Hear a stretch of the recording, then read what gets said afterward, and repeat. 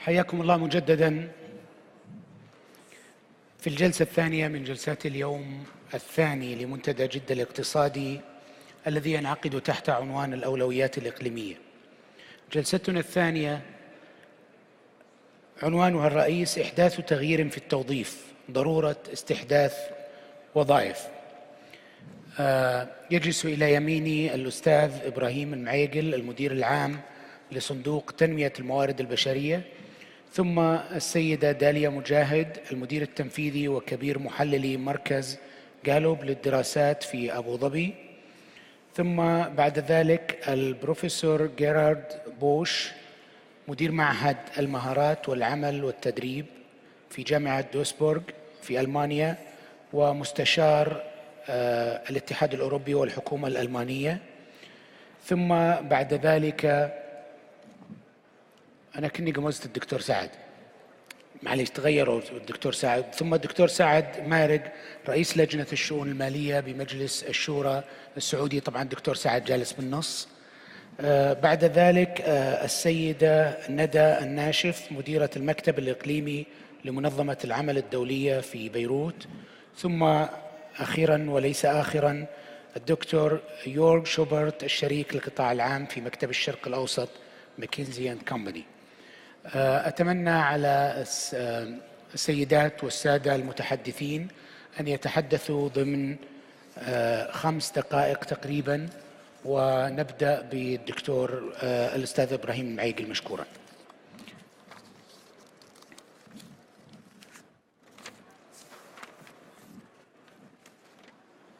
ما عندك.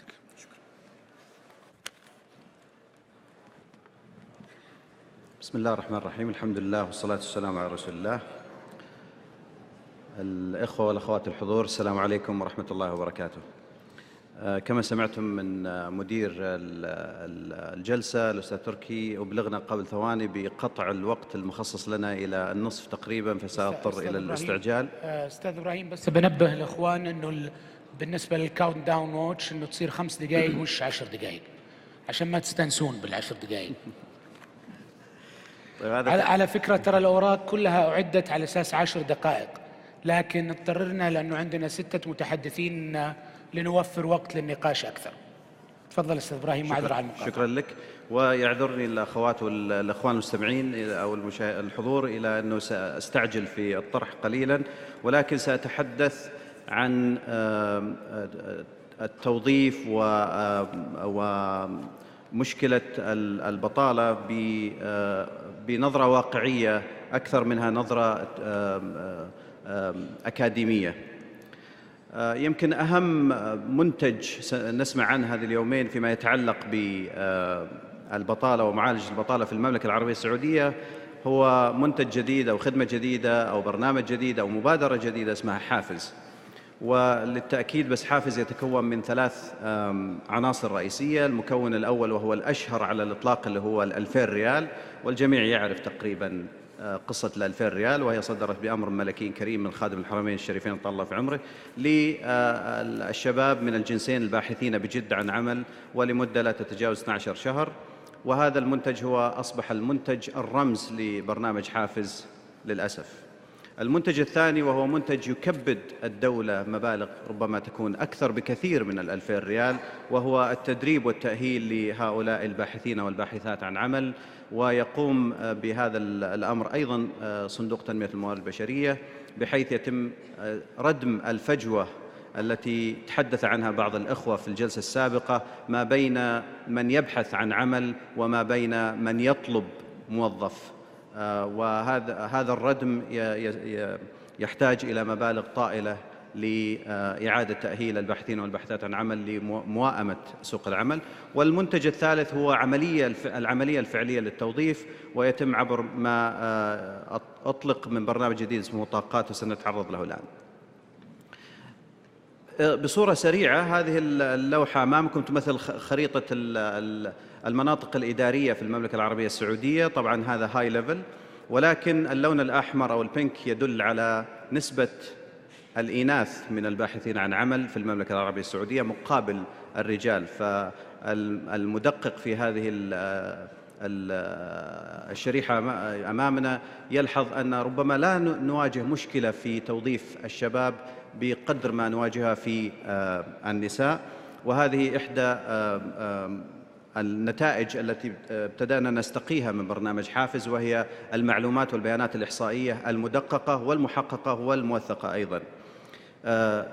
كوننا نتحدث عن أن حوالي 75% أو أكثر من الباحثين عن العمل في المملكة من النساء لا يعني على الإطلاق إهمال أيضاً جانب الشباب، ولكن نحن نحاول أن نعرض أمامكم أن حجم المشكلة الحقيقي في الجنسين. أيضاً ابتدأنا نستقي من قاعدة بيانات حافز الدقيقة مكونات هؤلاء الباحثين عن عمل من ناحية التوزيع الجغرافي، ومن ناحية التوزيع العمري أو الفئات العمرية، ومن ناحية أيضاً المستويات التعليمية، وهذه فقط بعض الأمثلة. والأهم من كل هذا أيضاً من ناحية تفضيلاتهم للعمل. كما ترون حوالي 74% من السيدات في المملكة العربية السعودية اللاتي يبحثن عن عمل يرغبون في العمل في قطاع التعليم. بمعنى إذا كان عندي نفترض 1,000,000 سيدة تبحث عن عمل، فحوالي 750,000 منهم يرغبون أن يكون معلمات في قطاع التعليم، وهذا يضع تحدي كبير جدا على الجهات الحكومية والخاصة بشكل متساوي. كلما اتجهنا ناحية اليمين أو المعدلات المنخفضة هي الوظائف والقطاعات التي يحتضنها القطاع الخاص، فهناك لا زال صورة ذهنية أمام الداخلين لسوق العمل أنهم يرغبون في العمل في القطاع الحكومي ولا يرغبون في القطاع الخاص. هذا أيضاً يضع تحدي أكبر على صندوق تنمية الموارد البشرية ووزارة العمل والقطاع الخاص بشكل متساوي. نحن في صندوق تنمية الموارد البشرية طبعاً نحاول أن نغير من ثقافة العمل الحكومي نوعاً ما، فنعتني بعملائنا في حافز وندعي أننا نحاول أن نتعامل معهم كقطاع خاص ونسميهم عملاء. ومن هذا الجانب أنشأنا، كانت الخطوة الأولى هي أن عملية الدخول والتسجيل والتأهل لحافز هي عملية إلكترونية بالكامل، ولأول مرة في تاريخ الدول التي تقدم برامج إعانة البحث عن عمل لم تتمكن أي دولة في العالم أن تقوم بهذا النظام سوى المملكة العربية السعودية. إضافة إلى هذا الإنجاز، إنجاز آخر وهو أنه تم عمل كل هذا في غضون 7 أشهر فقط. الآن هناك أكثر من 2,000,000 شخص قدموا بياناتهم على حافز دون أن يتحرك أي منهم من مقر سكنه أو من مقر إقامته. هذه صورة فقط لمركز خدمات العملاء والاتصالات، نجيب على جميع أسئلتهم على مدار الساعة. وأيضا نحاول أن نرتقي بأسلوب العمل في صندوق تنمية الموارد البشرية وفي برنامج حافز بأن نقيس أداءنا على مدار الساعة وعلى مدار الأيام، ونقارن ما يتم قياسه بما تم التخطيط له. استقبل مركز الاتصالات إلى اليوم أكثر من 4,700,000 مكالمة في حوالي 4 أشهر تقريبا، وهذا عدد ضخم جدا. معدل البقاء على التليفون لا يتجاوز 3 دقائق ولله الحمد. اللي سبق كان حافز، أنا سأتحدث بسرعة. اللي جاي الآن هو برنامج نطاقات، سمعتوا عنه بالذات العاملين في القطاع الخاص. هو برنامج ومبادرة جريئة وذكية أطلقتها وزارة العمل لتوطين الوظائف بأسلوب عملي وواقعي ومنصف. برنامج نطاقات بالنسبة للباحثين عن عمل يمثل جانب الطلب، لأنه يضغط على منشآت القطاع الخاص حتى تطلب الموظفين السعوديين والموظفات السعوديات. وبرنامج حافز أصبح يمثل طبعا جانب العرض. برنامج نطاقات تحدثت عنه وزارة العمل في عديد من المناسبات، وأعتقد أنه معروف لدى الجميع. هذا هو التوازن ما بين ما نقوم به الآن من مبادرات منسقة بتنسيق بشكل كامل مع وزارة العمل. أصبح جانب العرض هو حافز، وأصبح جانب العرض فيما يتعلق بالموظفين طبعا بالعنصر البشري، وأصبح جانب الطلب من نطاقات، والآن تتم عملية المواءمة بين العرض والطلب. هذه الأرقام وهذه الإحصائيات تدحض كثير من الأساطير التي كنا نسمعها وكثير من الأقاويل التي كنا نسمعها من الطرفين، أن الشباب السعودي لا يرغب في العمل، وأن الشركات القطاع الخاص لا ترغب في التوظيف. هناك جزء كبير من هذه المقولتين غير حقيقي الحقيقة.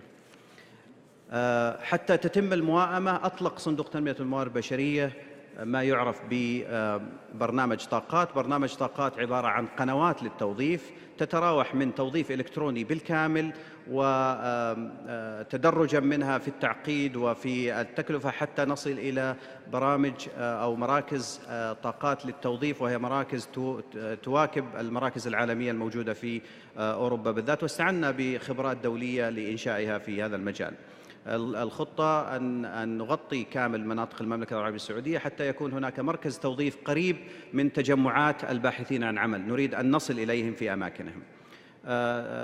هذه شرح مبسط عن قنوات طاقات. في الأربع ثواني الباقية لي سأتحدث عن مبادرتين تقوم فيها وزارة العمل وصندوق تنمية الموارد البشرية، وأنا أكرر الاسمين لأن احنا نعمل مع بعض الآن بشكل متكامل وبشكل يومي.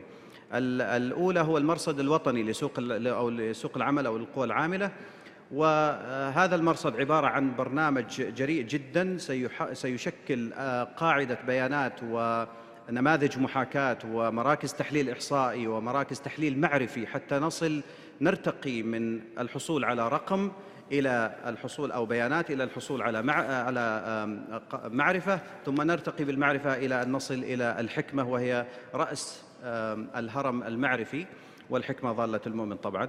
وسيستفيد من هذا المرصد الجهات الحكومية والخاصة، ستتاح كافة البيانات طبعا بمستويات مختلفة لجميع الباحثين والمستفيدين من القطاعين العام والخاص. هذا المرصد سيستقي جميع بياناته من كل المصادر المتاحة له، سواء من منشآت القطاع الخاص أو الجهات الحكومية أو الجهات الشبه الحكومية الأخرى،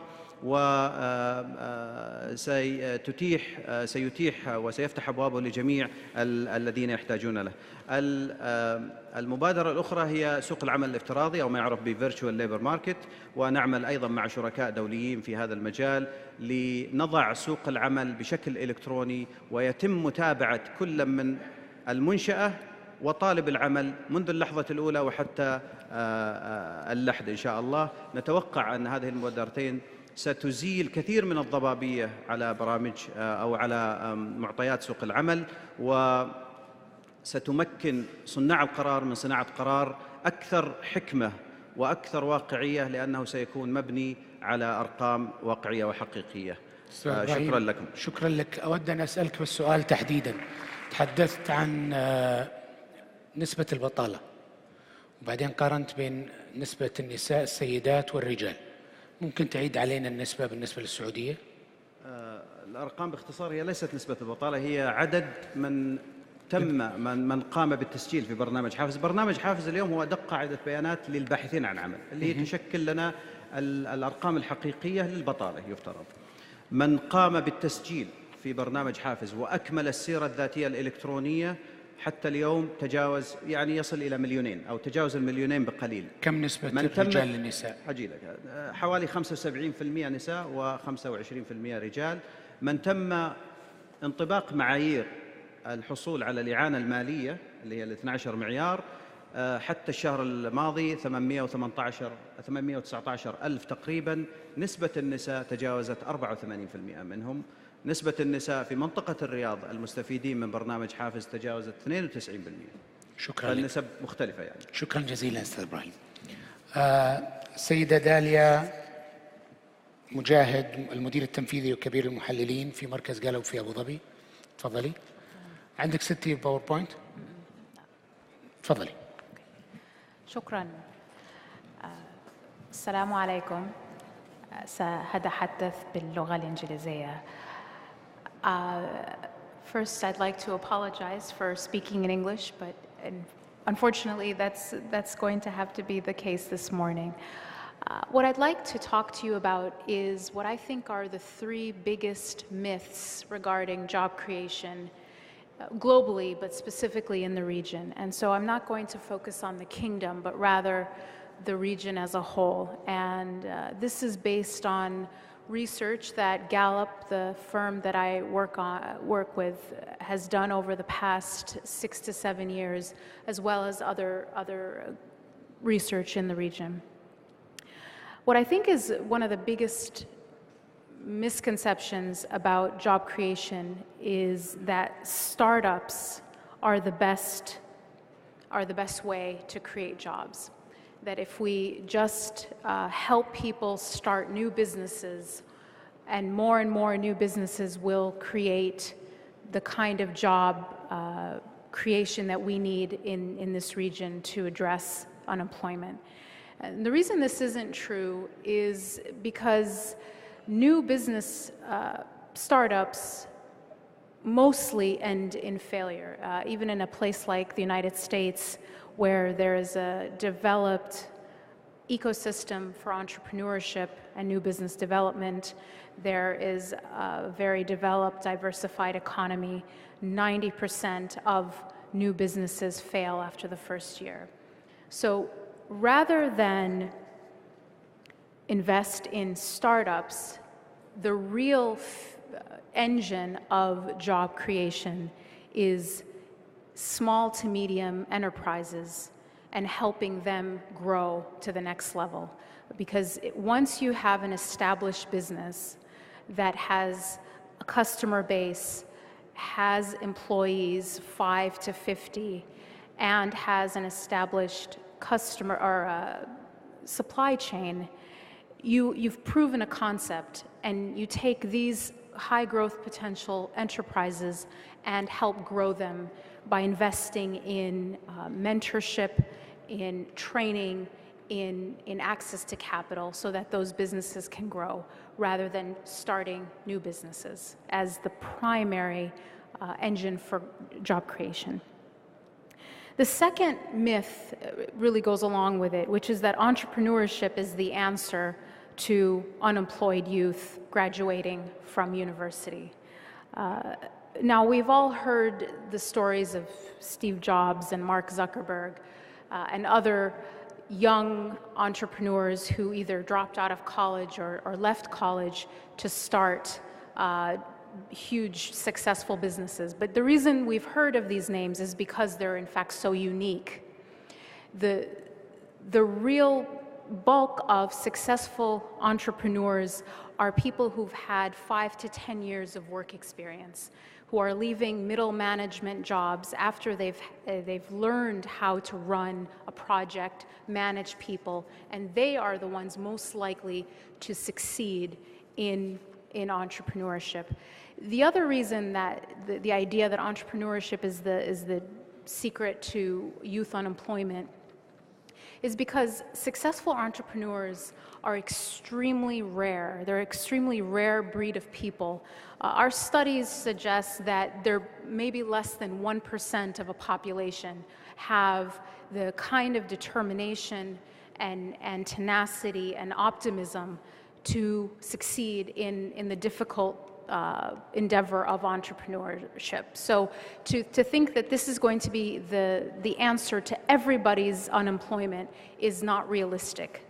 Instead, we should, again, invest in small and medium existing enterprises who then can employ new graduates.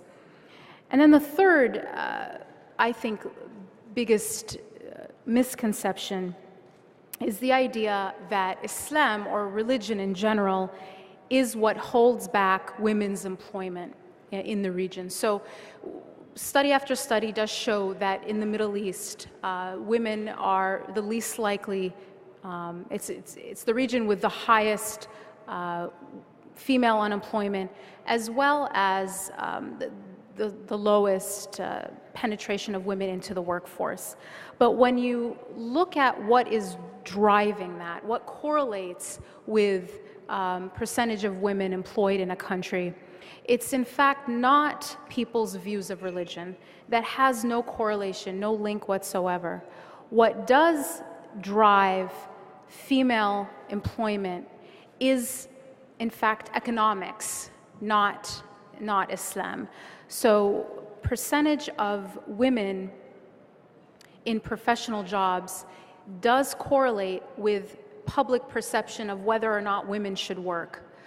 But that public perception doesn't correlate with religious views. It actually correlates with the percentage of male unemployment. So as male unemployment goes down, the more support there is among the public for women to work at any job for which she is qualified. So the answer is an economic answer, and one that should focus on overall economic development rather than a gender-specific approach. Thank you.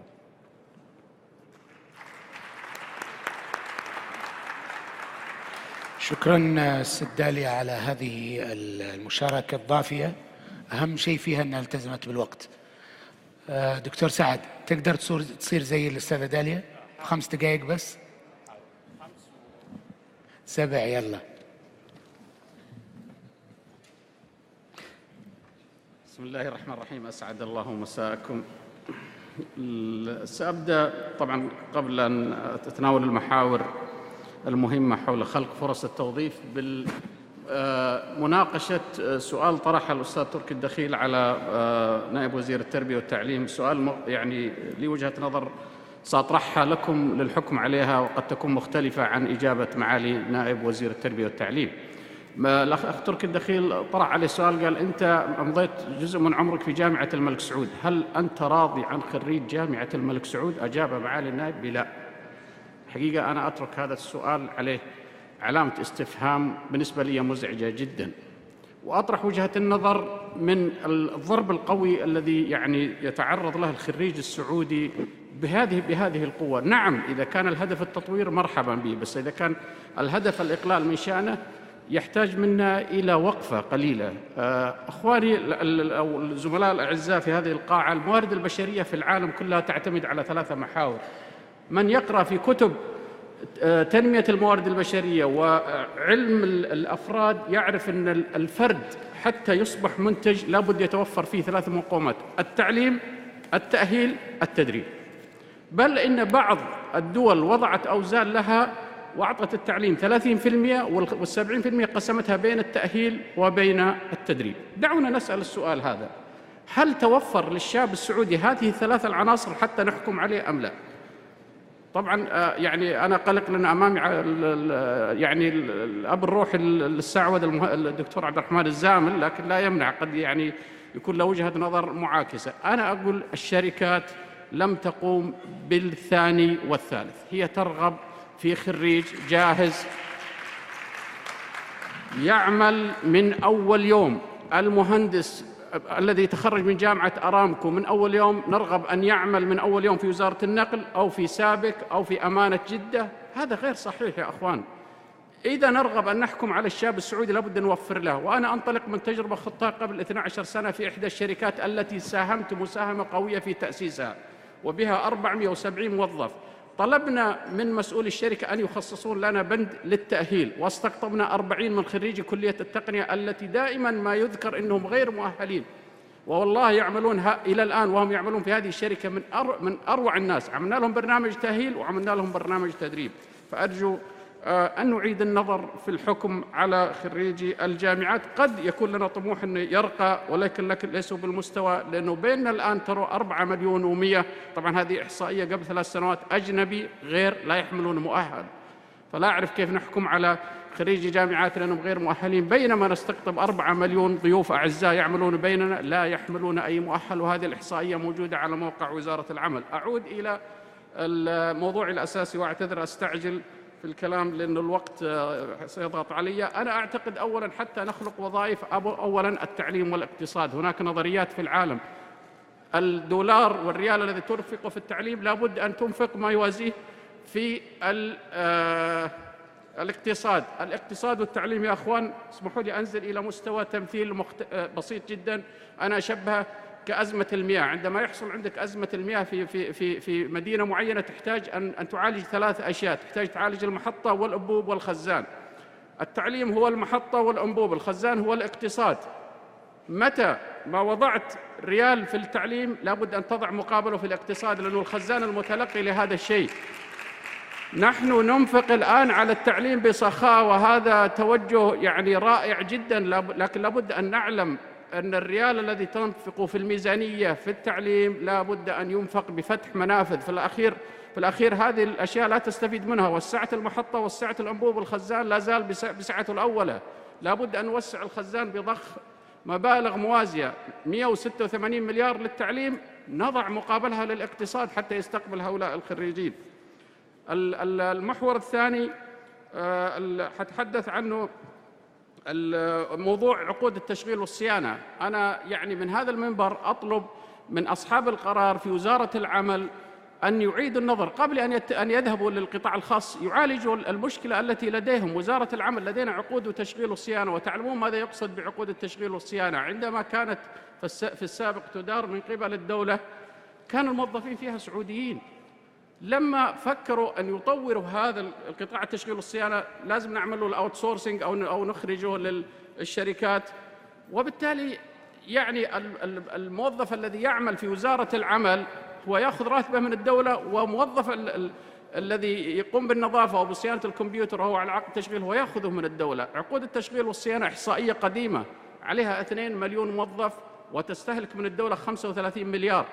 الآن مع الثورة التنموية اللي في المملكة الكبيرة أنا أعتقد أنه تجاوز هذا الرقم. لدينا 35 مليار في عقود التشغيل والصيانة ولدينا 2 مليون. لماذا لا يفكر؟ أنا أتكلم عن الحلول السريعة لخلق الوظائف بإنشاء شركة وطنية للتشغيل والصيانة منافسة يساهم فيها صندوق الموارد البشرية لديه مليارات، يعني أفضل استثمار له. يساهم في صندوق الاستثمارات العامة، تساهم في المؤسسة العامة للتدريب التقني والمهني.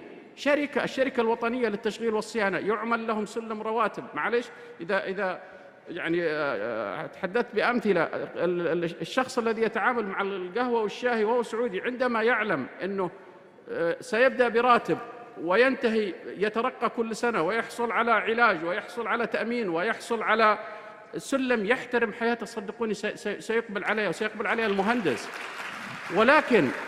ولكن الشركة تكون تحت إشراف الدولة في السنوات الأولى حتى نضمن أن يبنى لها سلم وظيفي محترم كما أي سلم آخر لا يتجاوز فيه. يأتي مهندس الكمبيوتر ويأتي عامل النظافة ويأتي أي شخص يرغب يعمل في هذه الشركة وتنافس في عقود التشغيل والصيانة ونستثمر 35 مليون. لماذا نطالب الشركات القطاع الخاص ونحن لم نقوم بهذا العمل؟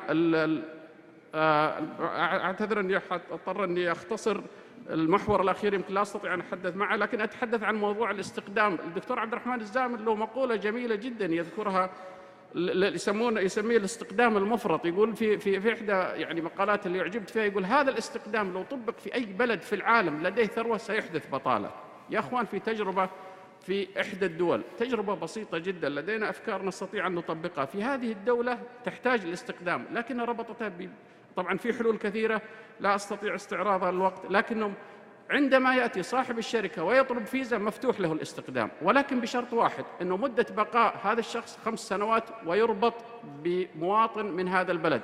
فبالتالي أنا سأمنحك هذا الفيز بقدر ما تستطيع، لكن سألزمك بوجود ابن البلد يرافق هذا الشخص. وقد يشتكي صاحب الشركة يقول لك والله أنت قاعد تحملني عبء الآن، تحملني عبء اللي بوظفه وعبء. مو صحيح. صندوق الموارد البشرية الدولة يعني تدعم دعم كامل. صندوق الموارد البشرية مع وزارة العمل يستطيعوا أن يتبنوا هذه الفلسفة. حلول يا أخوان لا تحتاج إلى اختراع، فقط أن نقدم عليها ونطبقها، وبالتالي نستطيع أن نخلق الوظائف. وشكرا لكم. أنا أعتذر المحور الأخير يحتاج وقت، فأعتذر الوقت. شكرا جزيلا دكتور سعد على هذه المشاركة الضافية. بروفيسور جيرارد بوش، مستشار الحكومة الألمانية ومستشار أيضا الاتحاد الأوروبي.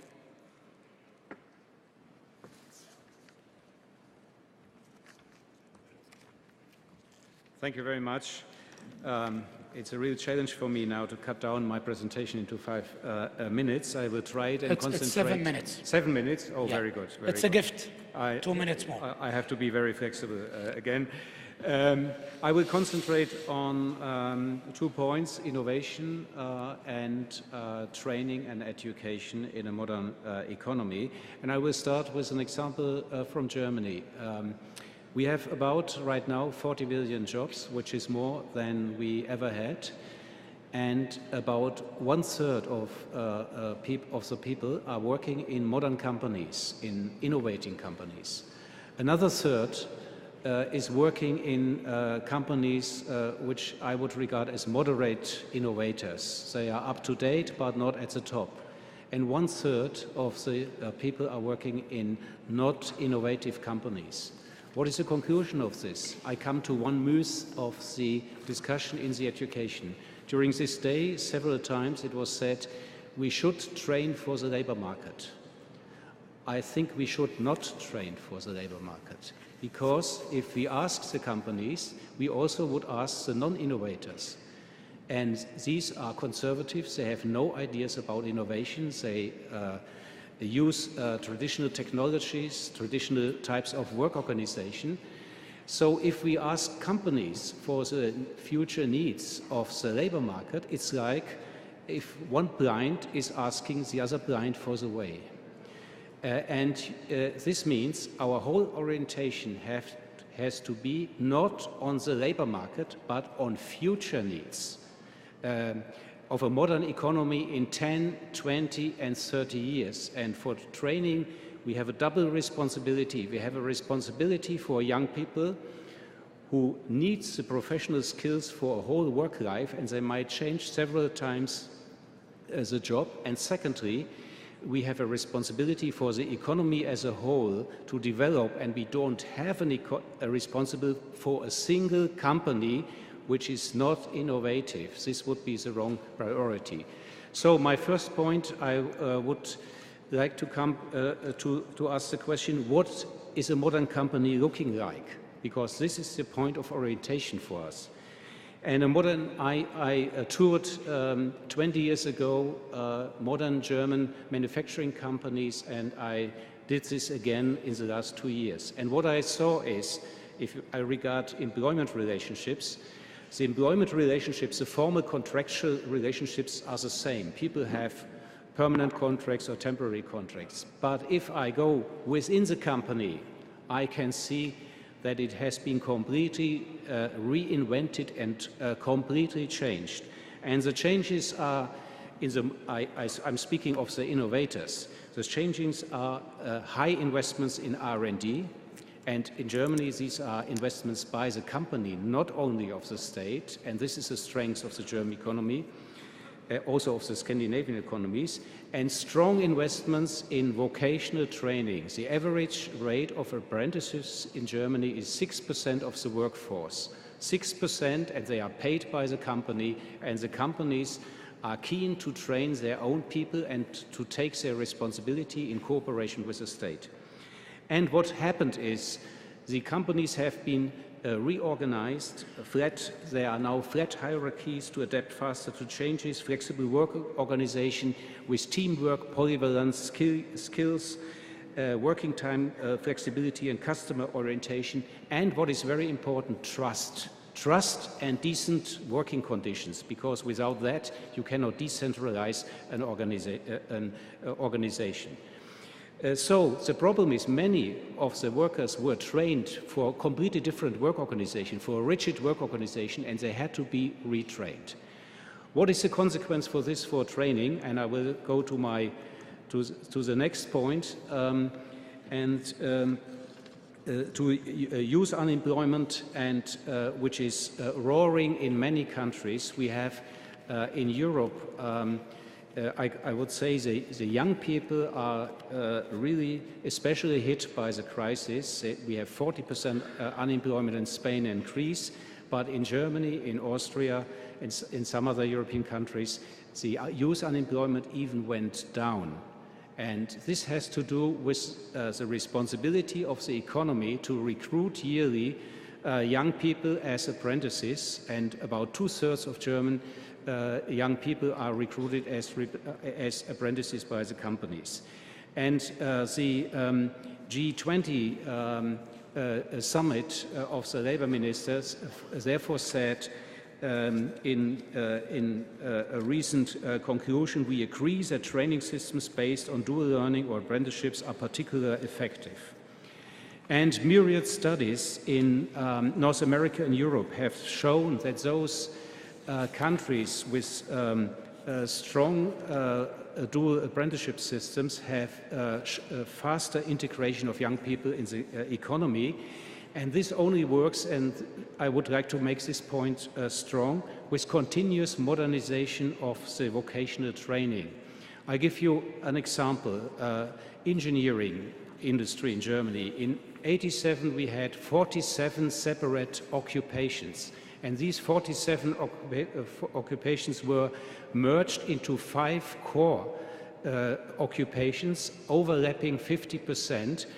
So this is, and the model of training is to work in a team, and everything is concentrated on this, and also the model is taking responsibility, and the examination is not multiple choice.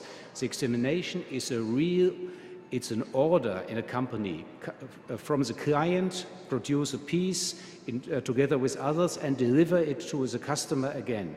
So this is a new work organization reflected in the training, and this is done in cooperation with vocational schools. And the most difficult problem is to diffuse these modern curricula and ways of learning throughout the economy into the small and medium-sized company, which is not easy because they find often that the high-demanding curricula are over-demanding for them, too costly for them. So it's a difficult balance, and there's resistance from the conservative side, the non-innovators, and the small and medium-sized companies. So the state is, for example, subsidizing cooperation between small and medium-sized companies, and some modules of learning you can do in other companies, or companies train together in partnerships. And last point I would like to say is we have an increasing overproduction worldwide of graduates from tertiary education. And this has something to do not with the knowledge society. We use this term too often. It has to do with pressures from parents, from students, because they think only with tertiary education you get good access to the labor market. And the problem is that a country in which manufacturing work has a low reputation can never build up a modern manufacturing industry, because you need, in a modern company with the technologies we have, you need skilled people and not unskilled or medium-skilled people. So you have to upgrade vocational training, which is the most difficult thing, because you have to convince parents and students. And I just show you the figures of integration. You can see before the crisis, so you can see structural problems. On the left side, you see the figures for the countries with dual apprenticeship systems, Germany, Austria, and you can see over 10 years integration of young people into the labor market takes place very fast, while on the other side you see Greece and other countries, and you see that the integration is more difficult. And the last point is the red are the jobs for graduates from tertiary education, and the blue lines show the number of graduates from tertiary education. There you see the mismatch you have in academic skills worldwide. Thank you very much. Thank you so much, Professor Bosch. الآن سيدة ندى الناشف مديرة المكتب الإقليمي لمنظمة العمل الدولية. مشكورة. Thank you very much. I'm going to try and continue from where Dalia left off on breaking some myths, and perhaps take the opportunity to be a little bit more provocative. Let me start, since this is a global community, by situating the discussion and the transition that's going on in the Arab world. We're talking about a transition to democracy which has social justice very much as one of its big headings. That means the demand for dignity and citizens' rights and the right to work. I want to situate in that very essence. There is an assumption that more and more ownership of national agendas is needed, and we need to look at the challenge which is in the region now, the challenge to create 50 to 70 million new jobs over the next decade. That's the scale that we're talking about. The employment record was not so bad. Let me add another myth, the myth that we produced too few jobs. The Arab world was growing until early 2011, projected rates of 5%. That's not too bad. the issue was not the quantity of jobs, but the quality of jobs. And this is very important because those jobs did not meet the aspirations of an increasingly educated young population across the region. And so they continued poverty and income insecurity across the world. Two complementarities to jobs and employment: social protection. It's very important that in the Arab world we have a very fragmented scheme, a mapping of benefits which are still based on welfare and not on the rights-based system of entitlement. There's a lack of coordination between the various schemes and the social assistance remedies, including the long-term benefits like old age and disability, and the shorter term, like maternity, for example. And I think we're all watching with interest the new Hafiz assistance scheme to see exactly how much of an impact it can make on the ground.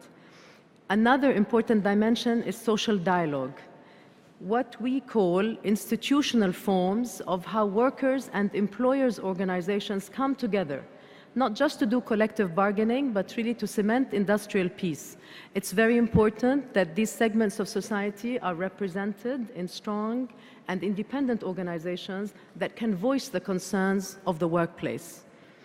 Really what we're looking for is a new development paradigm, a way of integrating macroeconomic policies, and it's fantastic to see ministers of education and trade and commerce in discussion with the ministries of labor, because this is not a sectoral issue.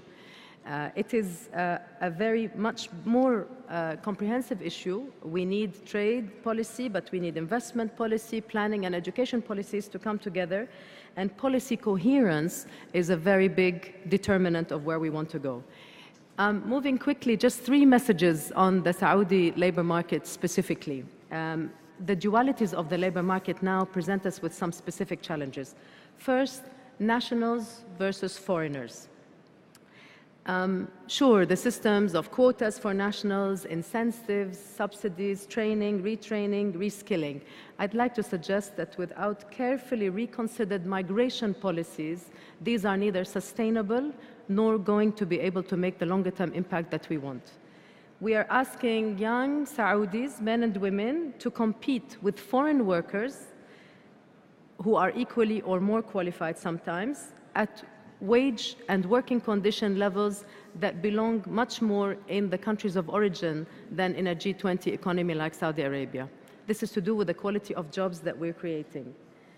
And these systems cannot produce optimal results, especially because there are huge fiscal burdens that are associated with these schemes at the moment. And of course, we are still waiting to see exactly how they will play out with the rest. The second dichotomy is that of the public versus the private sector. Sure, education outputs need refinement, they need recalibration, but the demand for labor is very important. And the challenge is for this private sector to create a better quality of jobs. Arab employers invest the least of any employers in the world in on-the-job and apprenticeship schemes. And they complain the most, by the way, about the lack of skills. And I think that's something that has to take a lot of rethinking and corrective action to put together.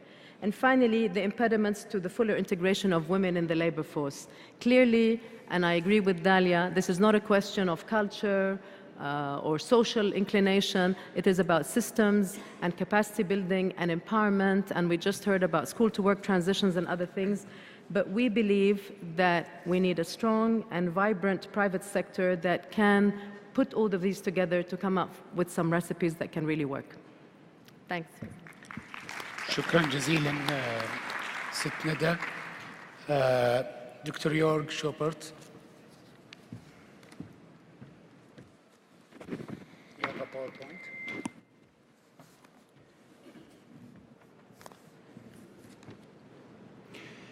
It is very, very difficult to add new insight after such a long list of esteemed speakers, but I'd like to build upon some of the comments the panelists from ILO specifically has made with regard to the public policy and the economic implications of unemployment. In the past year, we have heard a lot about the employment challenge, specifically youth unemployment, in the context of the Arab Spring. Now, without being overly simplistic, every country tells its own story, and even within the GCC, there are various reasons for unemployment, and typically it is a mixture of demographic pressures, of lack of economic growth, of failing market clearing mechanisms, of the lack of job readiness of students, and then, of course, the competition of cheap expat labor. What we have seen in the past year in all of the GCC countries is that policymakers have reacted quite quickly to the political pressures, and they have installed systems whereby they would introduce unemployment benefits, whereby they were employing more job seekers into government, or they are proposing wage subsidy programs. Now, these programs were all so far incremental steps, which possibly delay the problem but do not really address the fundamental structural issues. And I think the colleagues have alluded to this. If we look forward for the next 20 years until 2030, in the MENA region, we will need to create about 70 million additional jobs. If we look at the GCC, we have round about 8 million additional jobs for national job seekers. And if we look at the Kingdom of Saudi Arabia, it is round about 5 million additional jobs. And for Saudi Arabia, we have right now 4 million Saudis employed, 3 million in the public sector, 1 million in the private sector. We need to employ 5 million more, so we need to quadruple the amount of nationals in the private sector. Now, the current model of government as an employer of first and last resort is running out of steam. The public sector wage bill is already between 10 and 15%, and that model is no longer sustainable. But then if we turn to the private sector, we realize that the private sector is equally ill-equipped to deploy the national workforce. Because in its current structure, with the high degree of expatriate labor, for every national job the private sector creates, you would need to create 5 to 8 expatriate jobs. And if you just expand the current model, it would imply that the economy would need to increase at 10 to 15% GDP growth per year to absorb the national workforce. So numbers which are highly improbable in the long term. And ultimately, and I think some of the speakers alluded to this, the GCC displays a wealth, similar to countries like Portugal and Switzerland and Norway.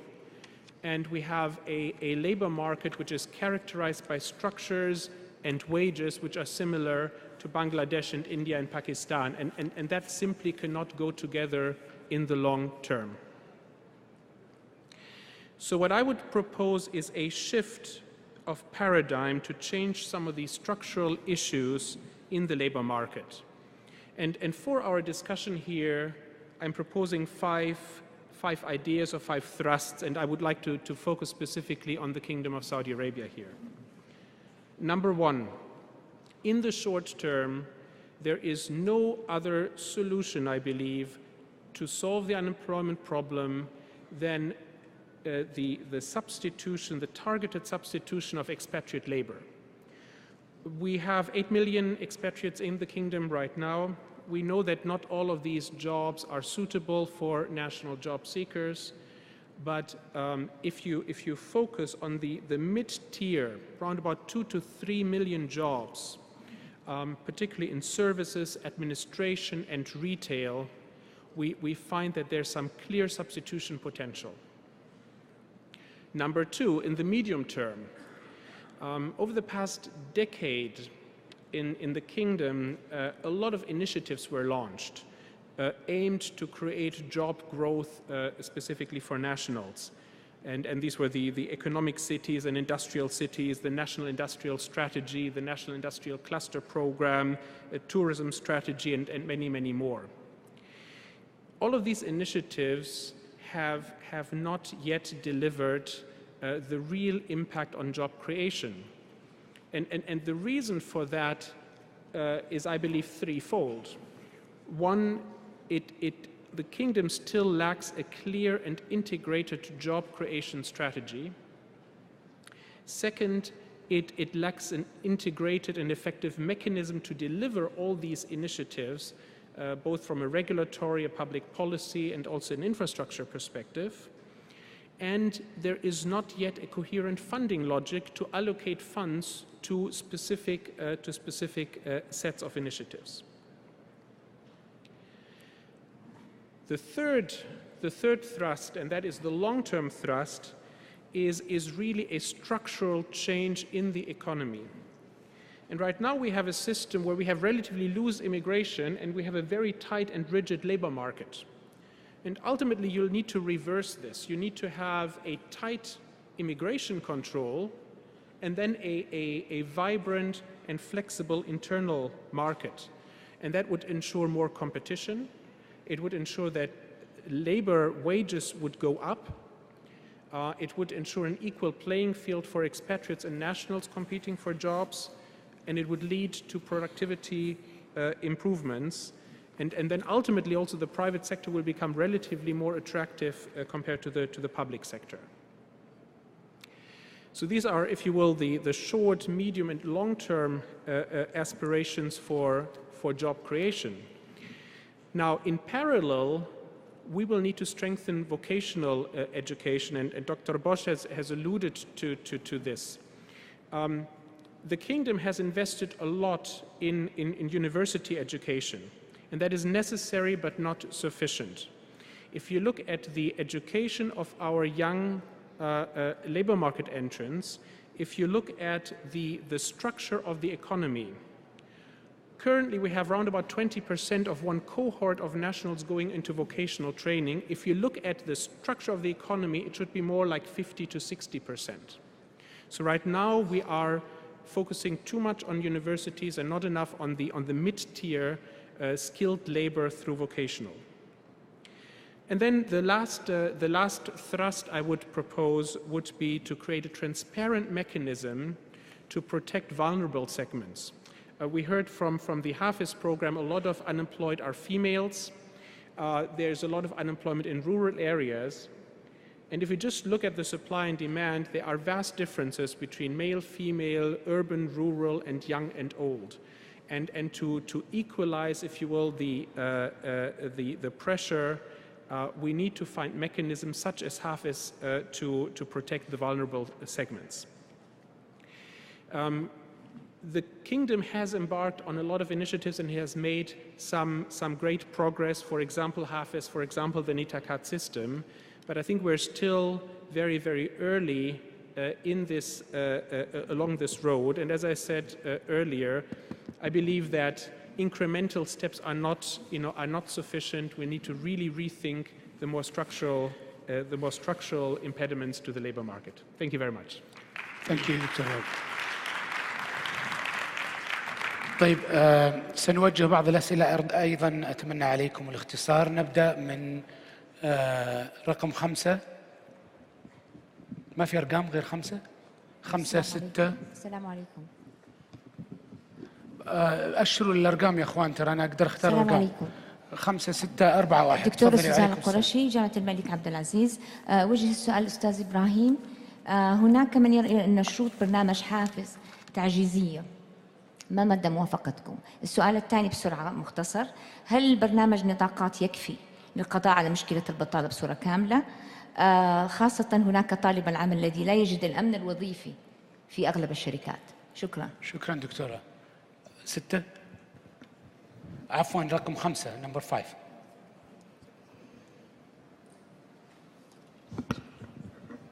السلام عليكم. عليكم السلام.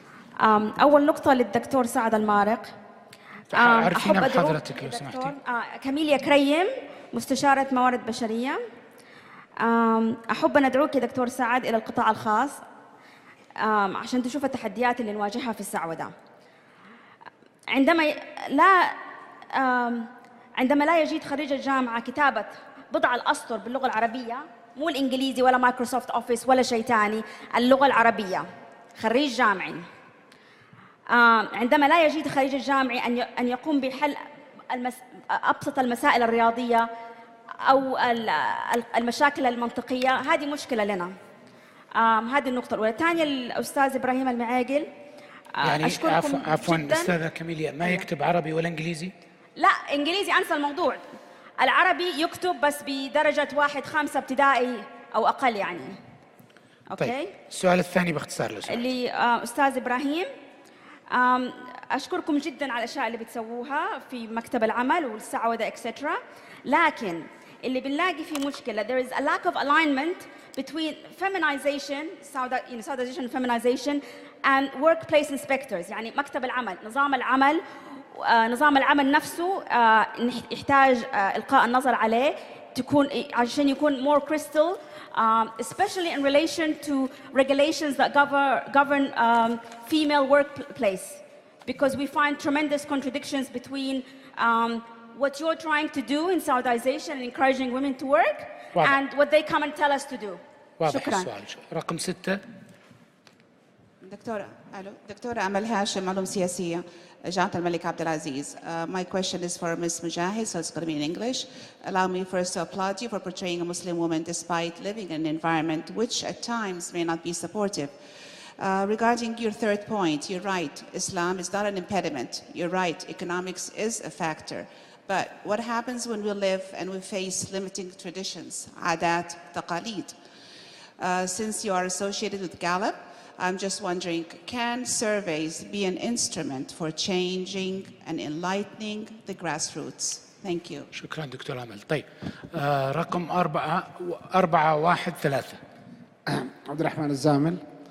الحقيقة أريد أحيي كل المحاضرين، أعطونا أفكار جيدة جدا في هذا القطاع المهم. أنا بالنسبة لي عندي نقطتين. أريد أن أحيي الأخت دانيا على طرحها، وأستطيع أن أؤكد أنه كل المشاريع الجديدة الانتربرينورشيب اللي نجحوا من تجاربنا هم الشباب اللي تخرجوا من أعمالنا، اشتغلوا معنا 4 5 6 سنين، الآن رجال أعمال كبيرة. برامجنا اللي حطيناها كمساعدة وخدمة اجتماعية لتطوير بعض المشاريع مع الشباب المبتدئين مع الأسف كلها لم توفق، لذلك احنا حولنا هذا البند إلى مساعدة الشباب العاملين في شركاتنا للخروج من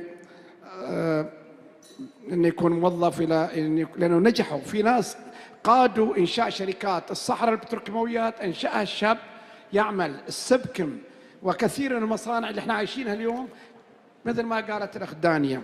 بالنسبة لأخوي الدكتور سعد المارق زميل، وكلامه عن التعليم والتأهيل والتدريب 100% صحيح. كل الشباب حتى الدكتوراه اللي يجي من أمريكا ينضمون لنا في الشغل لازم نحطهم على التدريب على رأس العمل 4 شهور. راح الوقت اللي يعتقد الدكتور لأنه عنده PhD يستطيع أن يدرس. أنا كل اللي أقول أن التدريب والتأهيل مسؤولية القطاع الخاص ويجب متابعتها ليل نهار. شكرا. شكرا أستاذ عبد الرحمن. رقم 1 لو سمحت. السلام عليكم. هشام بن علي، مستشار اقتصادي. أنا عندي عدة مداخلات أو عدة نقاط بتكلم عنها باختصار إذا تكرمت. أول نقطة وهي النقطة الرئيسية، حافز. كان في واحد من أصدقائي أول ما نزل برنامج حافز سجل زوجته بالرغم أنها ربة منزل ولا تبغى تشتغل. قال يا أخي خليها تجي 1000 ريال آخر الشهر زينة. من ناحية ثانية طيب هذا المشكلة بحافز ولا بصديقك؟ لا بصديقي. بس أغلب الناس بيسوون نفس الكلام. ثاني شيء، متطلبات القطاع الخاص بالنسبة للتوظيف عالية جدا جدا جدا، تكاد تكون مستحيلة. أنا أعرف واحد من أصدقائي عنده ماستر ديجري، خبرة 10 سنوات في الإدارة، وقاعد 2 ببيتهم ما لقى وظيفة. يمكن يكتب زي 5 ابتدائي زي ما قالت الأستاذة كاميليا. والله يجوز. بس الماستر حقه من أمريكا يعني. من ناحية ثالثة أو النقطة الثالثة هي أنا أرى أنه يجب إعادة النظر في فرص الابتعاث للشباب السعودي. يعني هالحين نرسل شاب أو شابة لأمريكا ويكلفنا مئات الآلاف من الدولارات علشان يدرس اختصاص إدارة، والإدارة ما شاء الله تبارك الله عندنا هنا يخبون في السعودية. والله صعب عاد نرسل واحد ولا واحدة ويجينا تخصص موجود عندنا. يعني تخصصات نادرة أوكي أنا أساهم فيها وأساعد فيها وأشد عليها، بس إنه التخصصات اللي موجودة عندنا ما أظن لها لزوم. شكرا أستاذ هشام. شكرا لكم. رقم 3 4 وبعدين 3. Go ahead. I'm Nigel Cumberland with Silkwood. I do leadership training here, and I think one of the weak links, both to support Saudiization and job creation, are the HR community. And I would say a little controversially that the majority of HR managers in this country need help. They're struggling. They're struggling both to grow their companies, to support their bosses who'll say, please hire someone. And they'll rush with bad job descriptions. They'll rush and hire an experienced, cheaper foreigner without trying to Saudiize, because it's hard work. So I think there's a great training need for the HR community. And the previous UAE Labour Minister once said, if you want successful Emiratization, give me 150 great Emirati HR managers.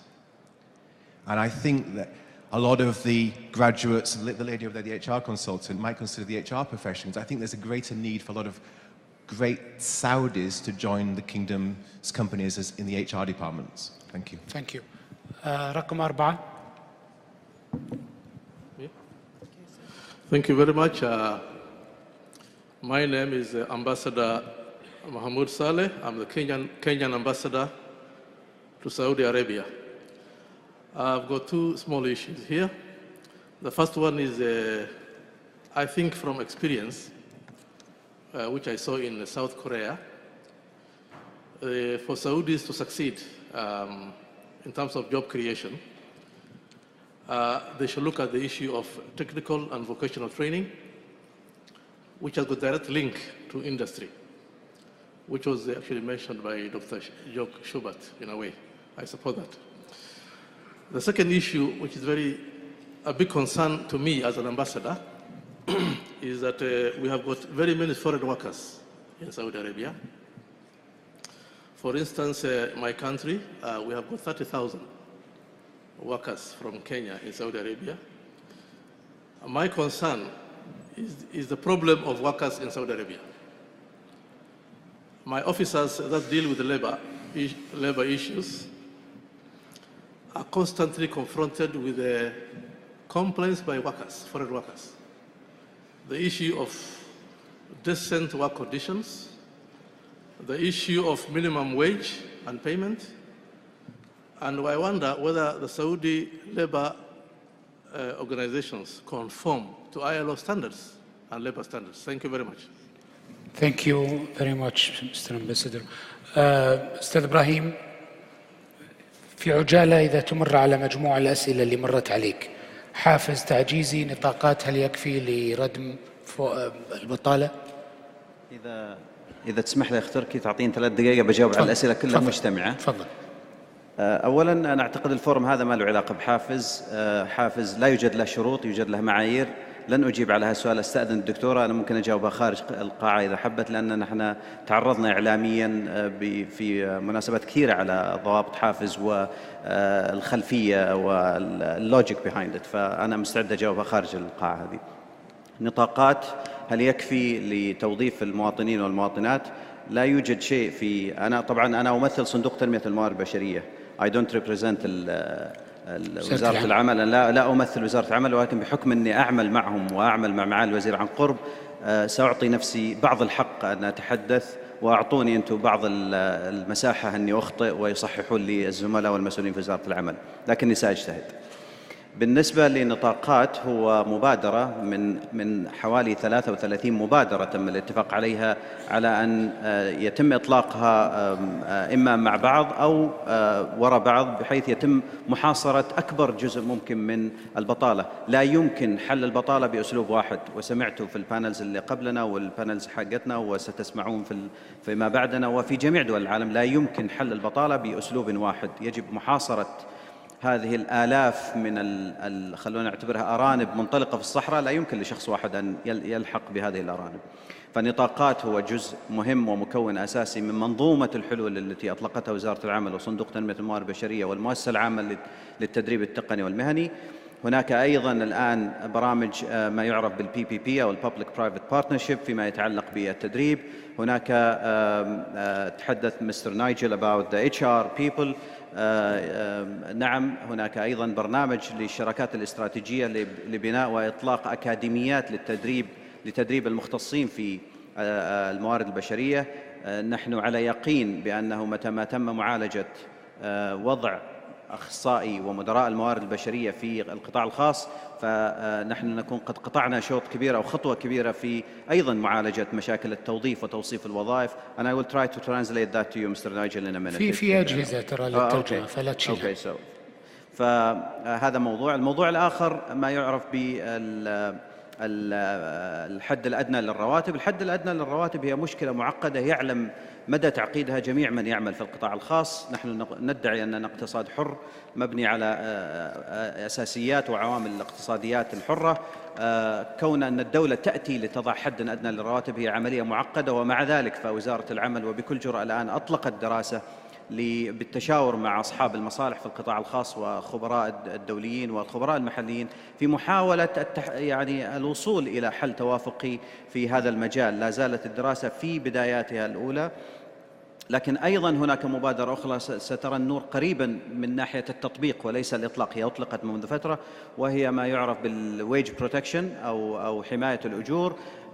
هناك عدد من الأهداف لهذه المبادرة، منها أولا كشف المستور بالنسبة للتحويلات الأموال الأجنبية، لأن يجب أن يربط التحويل بمبلغ الراتب المتعاقد عليه مع الوافدين، وكذلك أيضا التأكد من أن المواطنين السعوديين يحصلون على الرواتب التي تدعي الشركات أنها تعطيها لهم، خاصة تلك الشركات التي تحصل على 50% من هذه الرواتب كدعم من صندوق تنمية الموارد البشرية. وعدد من الأصدقاء الخيرين الموجودين معنا هنا يعرفون هذا الوضع بحكم أنهم يتعاملون مع صندوق تنمية الموارد البشرية، يعرفون أن هناك من يتحايل على النظام ويحاول أن يستفيد من هذه الإعانة للمنشأة وليس لطالب العمل. هناك أيضا التدريب المتخصص، وهذا مربوط وبقيادة الآن المؤسسة العامة للتدريب المهني.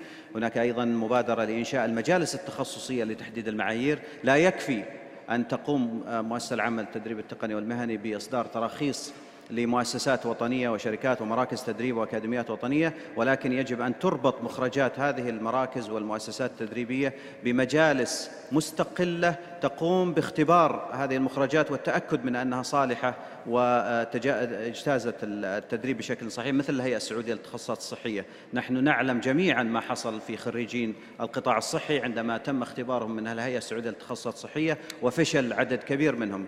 بس هذه مشكلتهم هم. السائلة الكريمة الأخت كميل، مش مشكلتهم هم يا أستاذ إبراهيم، أنت ما علمتهم كويس وبعدين لأن التدريب أستاذ تركي لم يكن بالشكل المطلوب، ولأن التدريب أخذ بالأمر التجاري، وعندما جاءت هيئة مستقلة واختبرتهم أفرزت من أشارت لهم الأخت كاميليا بأنهم لا يعرفون من أولئك الذين يعرفون.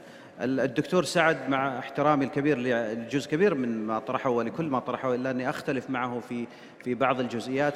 تقدر تختلف ب10 ثواني معه؟ ب10 ثواني أختلف معه في أن الإحلال لا يمكن أن يكون بهذا الشكل. إحنا قلنا أن حوالي 80% من الباحثين عن عمل نساء، كيف أحلهم محل 80% من الوافدين اللي عندنا يعملون في السباكة والتبليط واللياصة والدهان والمقاولات؟ هذه يبي لها سنوات من الإعداد ويبي لها سنوات من دعم التدريب المهني. وأنا أؤيد ما يذكره الدكتور عبد الرحمن الزامل أن التدريب هي بالدرجة الأولى مسؤولية الشركات أنفسهم، هم من يجب أن يدربوا على ما يحتاجون من مهارات وجدارات. شكرا. ست داليا، تحدثت على أنه مشكلة البطالة في النساء لا تقوم على أساس ديني وإنما تقوم على أسباب اقتصادية.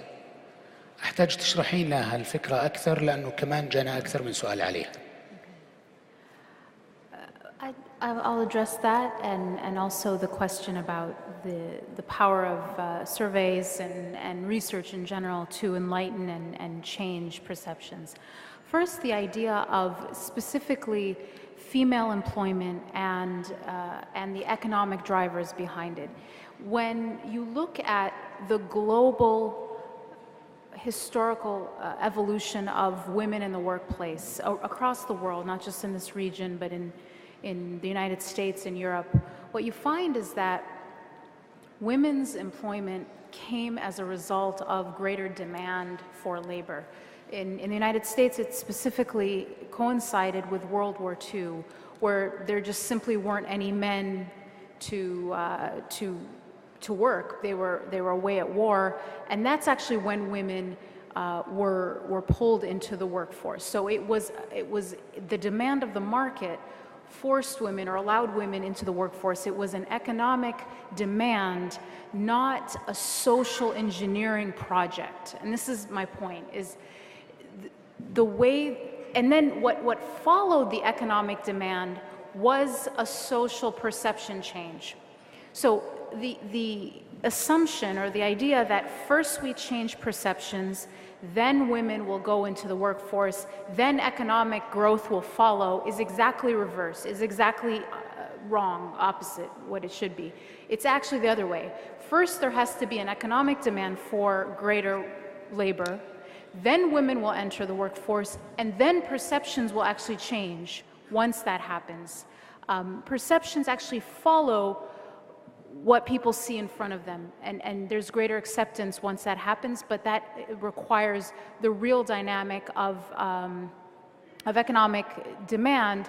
Corporate America is not a charity, obviously, so they didn't welcome women into the workforce because they care about women. They did it because there was an economic need.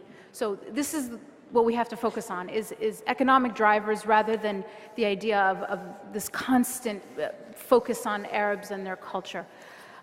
So the second thing is this issue of surveys and changing perceptions. Shortly, please. Very, very quickly.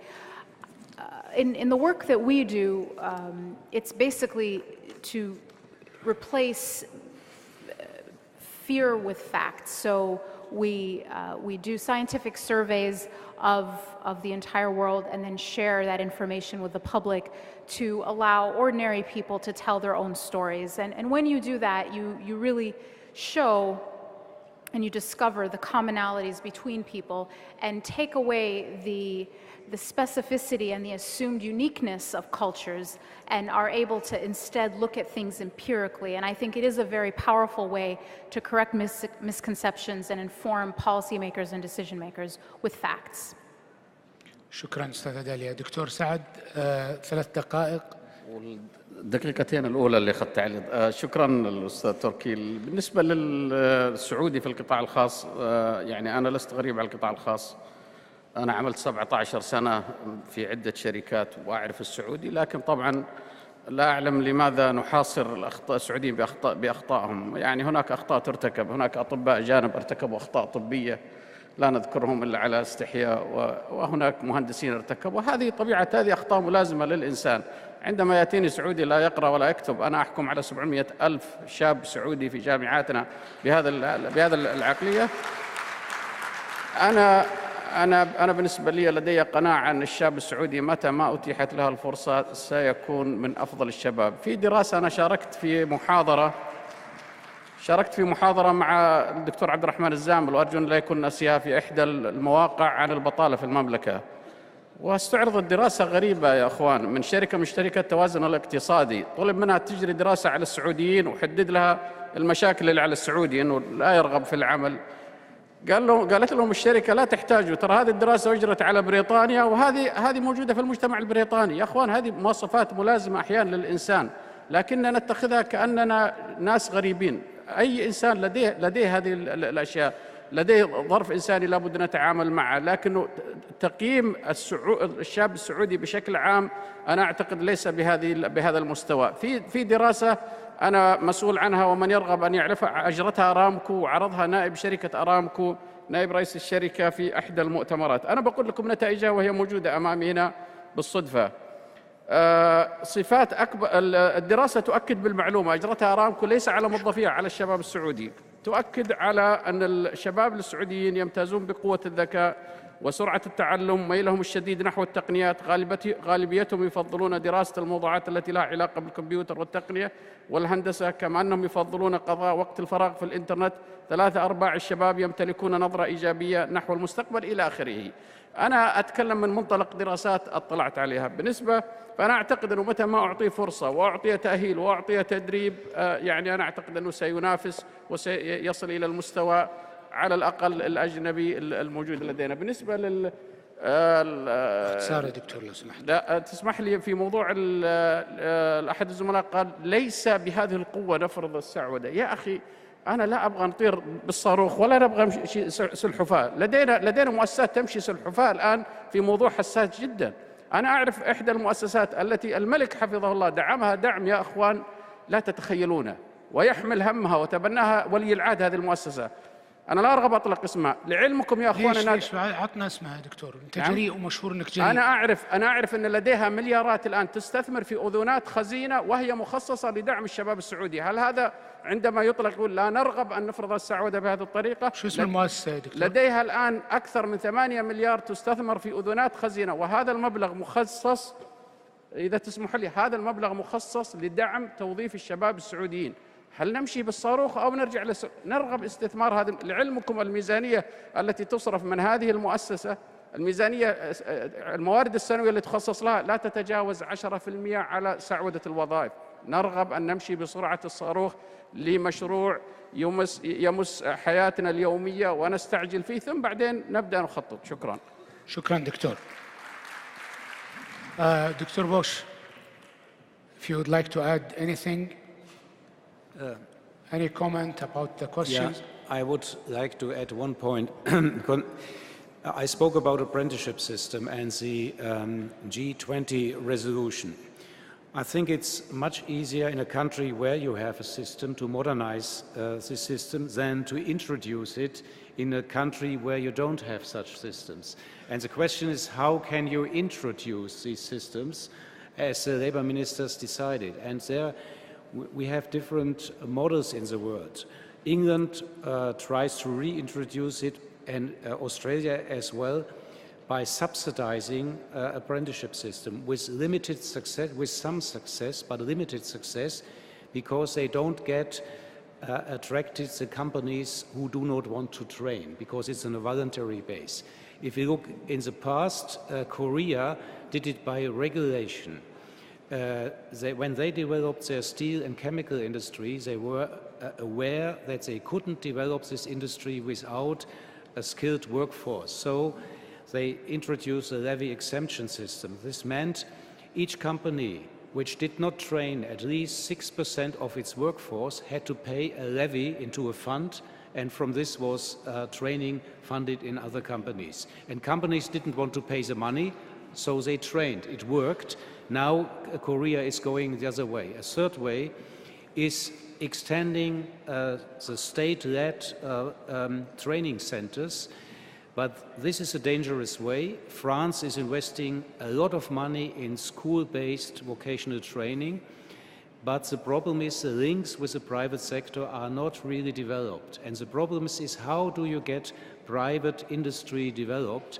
And the best system would be to have the social partners organized at industry level, but this requires strong organizations of employers.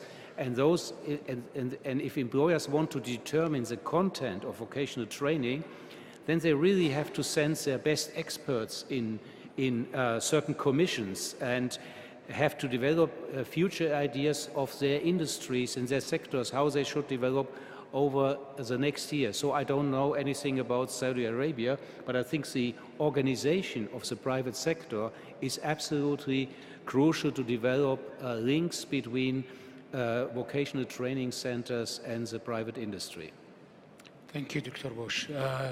ست ندى الناشف, تفضلي. السؤال عن ظروف عمل العمالة الوافدة. For the ambassador of Kenya, thank you for asking the question.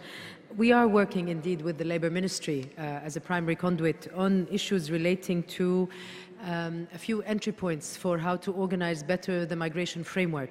A few points: formalizing the recruitment process between countries of origin and countries of destination.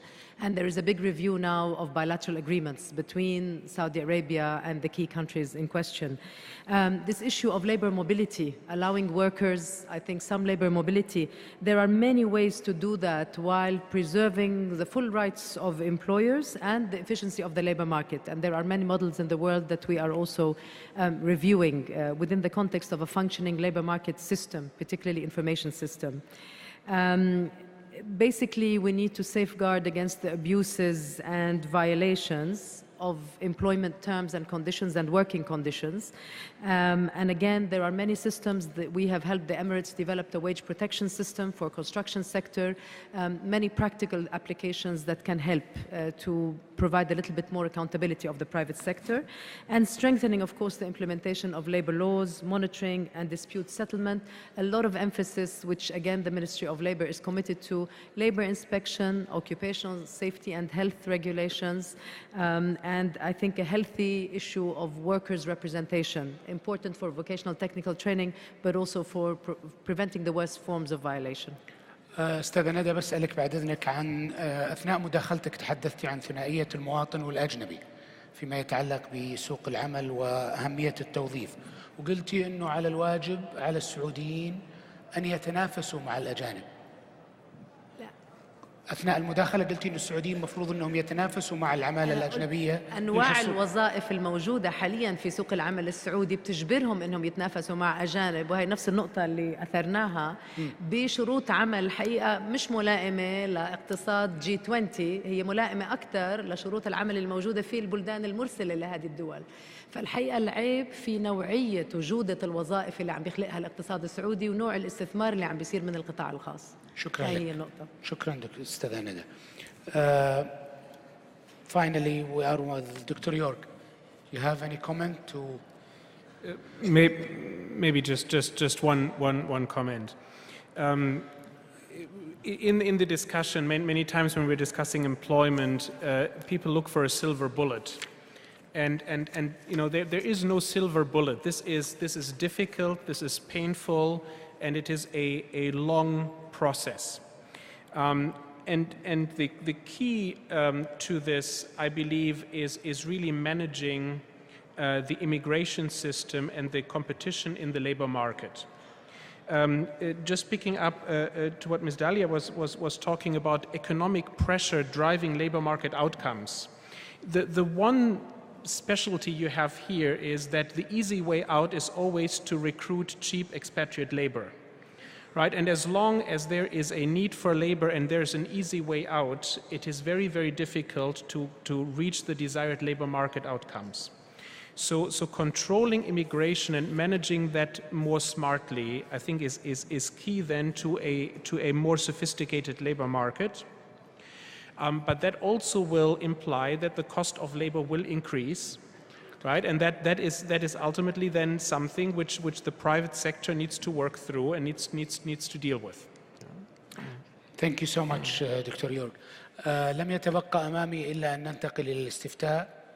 أصعب شيء أنك تدير بصراحة جلسة فيها 6 متحدثين وفيها حضور بحدود 800 حاضر. السؤال الذي سيظهر أمامكم وأتمنى أن تشاركوا فيه: ما هي الرافعة الأهم في عملية تغيير التوظيف في المنطقة؟ أنا بصراحة ما أدري ليش كاتبين الرافعة، إلا إذا لهم علاقة بالإنشاءات يمكن. الجواب الأول أو الخيار الأول في الإجابات: تحقيق أسبقية التدريب والبرامج التدريبية. 2. تحقيق أسبقية المواطنين في العمل، نطاقات. والسؤال الثالث أو الخيار الثالث: إراحة سوق العمل لتمكين الخبرات الأجنبية من الدخول بسهولة أكثر. أرجو الاختيار بين A و B و C، وتفضلوا بالتصويت مشكورين.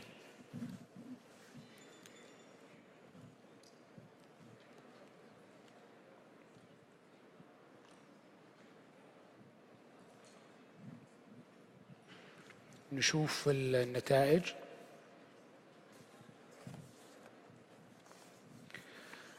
تحقيق أسبقية التدريب والبرامج التدريبية حصل على 73% من الأصوات. تحقيق أسبقية المواطنين في العمل نطاقات حصل على 16%، و11% لإراحة سوق العمل وتمكين الخبرات الأجنبية من الدخول بسهولة أكثر. أيها الإخوة والأخوات، شكرا لكم على متابعة هذه الجلسة. حتى نلتقي في الجلسة الثالثة بحول الله، نترككم في استراحة للصلاة وتناول الغداء، ونعود في الثانية والنصف بحول الله. شكرا لكم، وأعتذر لعدم تمكني من طرح كل الأسئلة. شكرا.